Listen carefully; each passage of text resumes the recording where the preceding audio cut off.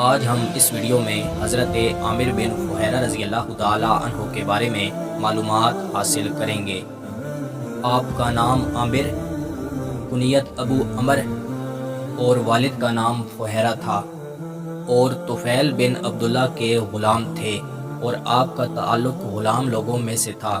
طفیل بن عبداللہ کا تعلق قبیلہ ازد سے تھا۔ آپ رضی اللہ تعالی عنہ غلام ہونے کے باوجود شروع میں اسلام لائے، اور اسلام لانے کے بعد آپ کو بہت زیادہ ستایا جاتا تھا۔ پھر سیدنا ابو بکر صدیق رضی اللہ تعالی عنہ نے ان کو آزاد کروایا۔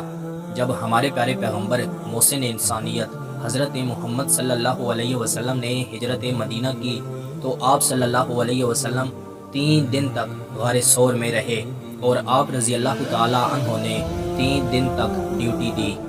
آپ پورا دن سیدنا ابو بکر صدیق رضی اللہ تعالی عنہ کی بکریاں چڑھاتے تھے، اور شام کے وقت بکریاں وہاں لے جایا کرتے تھے۔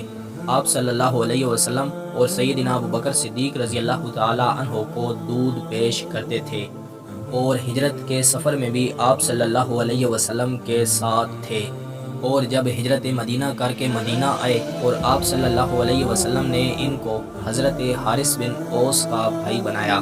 کفر اور اسلام کی پہلی جنگ بدر میں بھی آپ نے شرکت کی، اور غزوہ احد میں بھی آپ شامل ہوئے۔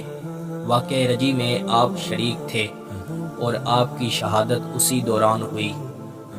واقعہ رجی کیا تھا، اس پر ہم ایک الگ سے ویڈیو بنائیں گے جو آپ ہمارے یوٹیوب چینل سے دیکھ سکیں گے۔ میں امید کرتا ہوں کہ آپ کو یہ ویڈیو پسند آئی ہوگی۔ مزید ایسی ویڈیو دیکھنے کے لیے ہمارے یوٹیوب چینل کا وزٹ کریں، دوستوں کے ساتھ شیئر کریں، کومنٹس میں اپنی رائے کا اظہار ضرور دیں۔